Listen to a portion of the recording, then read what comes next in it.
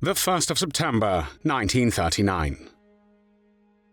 Nazi Germany invades Poland, triggering World War II. The German Luftwaffe, one of the most technologically advanced air forces in the world, proves instrumental in the German victories across Poland and Western Europe in 1939 and 1940. However, as the war drags on, the Luftwaffe is eroded in strength, and German defeats at the Battle of Stalingrad and in the Battle of Kursk in 1943 ensure the gradual decline of the German army on the Eastern Front. The failure to maximize production immediately after the failures in the Soviet Union and North Africa ensures the Luftwaffe's effective defeat in the period of September 1943 and February 1944. On the 26th of April, 1945, with Soviet forces less than 2 kilometers from Adolf Hitler's bunker, located near the Reich Chancellery, two people are flying to central Berlin to meet their Führer. One of them is a newly appointed commander-in-chief of the Luftwaffe, and the other is a woman who is one of the most capable pilots in the world and a fanatical supporter of Adolf Hitler. Her name is Hanna Reitsch. Hanna Reitsch was born on the 29th of March 1912 in Hirschberg, then part of the German Empire. Hanna, together with her brother Kurt and sister Heidi, was raised in an upper-middle-class family, with her father being a doctor and her mother a member of the Austrian nobility. As early as the age of 4, Reitsch had nothing else in mind but airplanes. With outstretched arms, she stood on the balcony of their house, ready to jump off as if she were flying. Her horrified parents pulled her back and tried to talk her out of such dangerous ideas.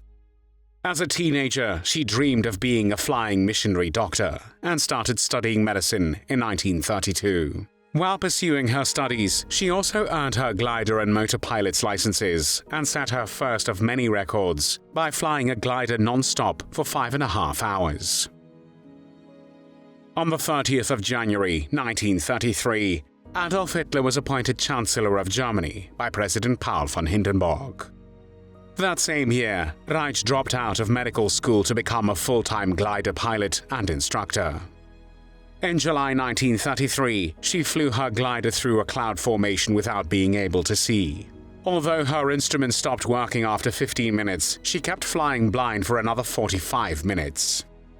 When she finally re-emerged from the clouds, Reitsch realized she was flying upside down. She managed to turn the aircraft right side up and land safely, with the landing site being 600 meters higher than where she had started.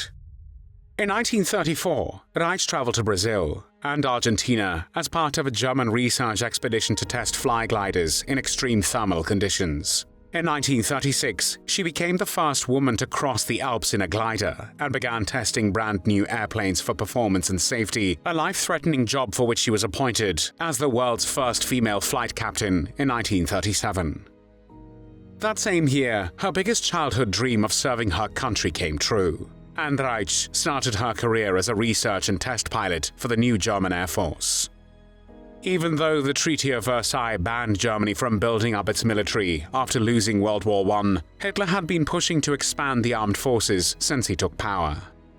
Reitsch's exceptional flying skills, combined with her desire for publicity and her photogenic qualities, quickly made her a star of Nazi propaganda. Petite and slender with blonde hair, blue eyes and a ready smile, she became a prominent figure in Nazi propaganda throughout the late 1930s and early 1940s. Reitsch was the first female helicopter pilot and one of the few pilots to fly the Focke-Wulf FW-61, the first fully controllable helicopter, for which she received the Military Flying Medal.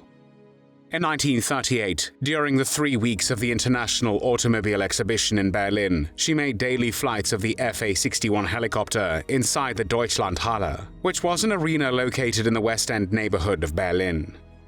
Reitsch also tested dive brakes, and after the war began on the 1st of September 1939, made dangerous attempts to cut British barrage balloons with a device attached to her aircraft's nose.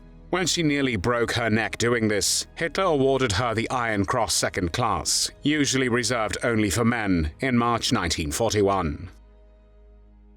During the award ceremony, Reitsch had a chance to speak with Hitler, who made a striking impression on her. According to Reitsch, Hitler's relaxed and straightforward manner exuded a confidence that everyone around him could feel. The SS leader, Heinrich Himmler, whom the pilot met in July 1943, also made a strong impression on her. She described him as someone whose presence she found pleasant from the start. Reitsch grew up in a nationalistic German environment, common among many Germans after World War I. The Reitsch family turned to the National Socialists early on, and Hanna herself was an enthusiastic personal supporter of Hitler, to whom she remained loyal until the end. Her political beliefs, however, were based more on ambiguous concepts like loyalty and patriotism. Reitsch was neither a member of the Nazi Party nor any other Nazi organization. She also did not accept an honorary membership in the League of German Girls and explicitly rejected Nazi racial policies. She condemned the anti-Semitic violence of the November 1938 pogroms and the stigmatization of Jews with a yellow star. When rumors started spreading about Nazi extermination camps, Reitsch did not hesitate to confront Himmler and ask for his explanation. As a staunch Nazi supporter, she believed it to be enemy propaganda. Himmler denied the atrocities in the gas chambers, and when he asked Reitsch whether she believed it, she replied, "No, of course not." In the fall of 1942, Reitsch started testing the Messerschmitt Me-163 Komet, the only operational rocket-powered fighter aircraft during World War II, which was able to reach a maximum speed of approximately 1,130 km per hour. In this most dangerous aircraft of the Luftwaffe, Reitsch had a severe crash on her third flight. She survived, but suffered multiple skull fractures, a damaged vertebra, devastating nose injuries, and other wounds. She underwent several plastic surgeries and lost her sense of balance. According to doctors, she was not supposed to fly anymore, but she did not accept that and practiced balance on the roof of the hospital. She received the Iron Cross First Class personally from Hitler, and 10 months after the crash, she was back in the cockpit of a plane. Towards the end of World War II, Hanna Reitsch became more fanatical in her support for a final victory of Nazi Germany. In February 1944, she presented Hitler with the idea of Operation Suicide, a plan to use manned V-1 flying bombs. The idea was for pilots to steer these bombs into Allied targets, sacrificing themselves to make sure the bombs hit their targets. Although Hitler did not consider the war situation sufficiently serious, he gave his approval. Reitsch was involved in testing and promoting this idea and believed that such desperate measures were needed to turn the war in Germany's favor. However, despite her efforts, these suicide missions were never fully carried out on a large scale because, as she later claimed, the decisive moment had been missed. Another reason might have been considerable resistance from the Luftwaffe leadership. However, Hanna Reitsch's suicidal actions were far from over, and on the 26th of April 1945, just a few days before the German capitulation, she embarked on her most dangerous mission, a flight into Berlin, which had already been encircled by the Red Army. Colonel General Robert Ritter von Greim, who had been appointed to replace Hermann Göring as head of the Luftwaffe, had been summoned by Hitler to the Führerbunker. Reitsch was asked to accompany him on this suicidal mission, and she accepted without complaint. Just before reaching Berlin, the two had to dive to escape the Russian forces attacking them. After a bullet shattered Greim's right foot, Reitsch took over the controls and guided the plane through the Russian anti-aircraft fire.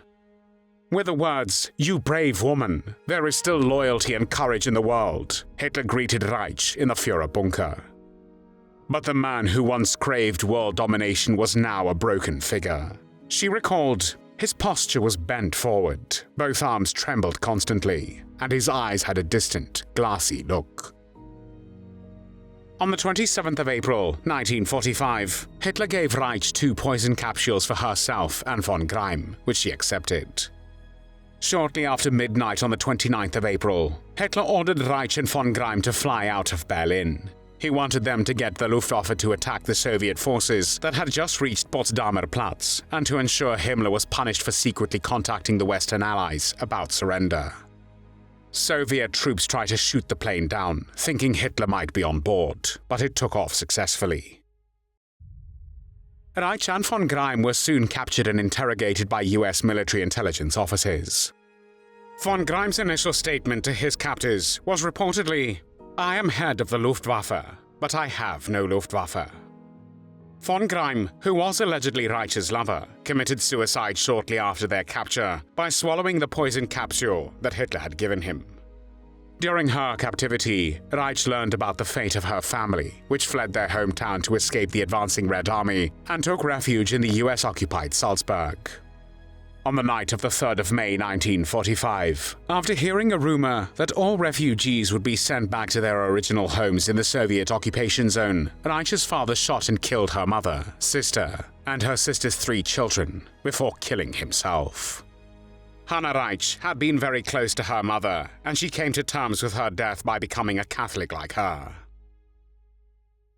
In December 1947, Reitsch was denazified as a non-involved person, since she had not belonged to any Nazi organization, and following her release, she settled in Frankfurt am Main. After the war, German citizens were banned from flying powered aircraft, but within a few years, gliding was allowed again, and she took it up once more. In 1952, Reitsch won a bronze medal in the World Gliding Championships in Spain, and in 1955 she became the German champion. Because of her association with the Nazi regime, she was denied recognition in post-war Germany, but was very popular abroad. In 1961, she was received at the White House by President John F. Kennedy. Moreover, she started a gliding center in India and founded the first Black African National Gliding School in Ghana. During her work in Ghana, Reitsch's attitudes towards race changed. She admitted that earlier in her life, she would never have treated a black person as a friend or partner, and now she experienced guilt at her earlier presumptuousness and arrogance. She became close to Ghana's President Kwame Nkrumah and allegedly had a romantic relationship with him. Reitsch never clearly distanced herself from the madness of the Third Reich, and portrayed herself as a deeply apolitical person who had only ever fulfilled her patriotic duty. She did not understand why she was no longer allowed to wear her Iron Cross with a swastika, and avoided taking a political stance against the Nazi regime.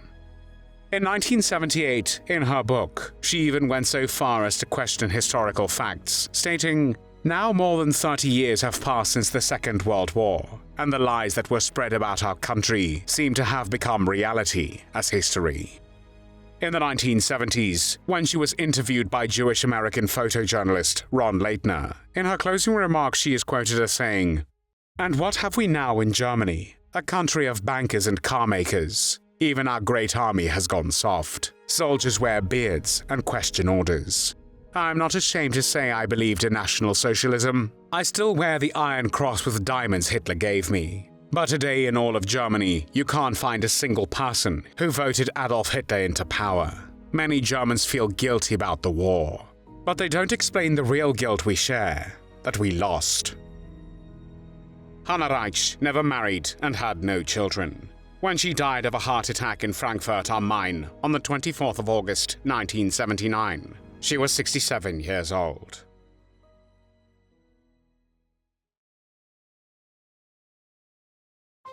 Thanks for watching the World History Channel. Be sure to like and subscribe, and click the bell notification icon so you don't miss our next episodes. We thank you, and we'll see you next time on the channel.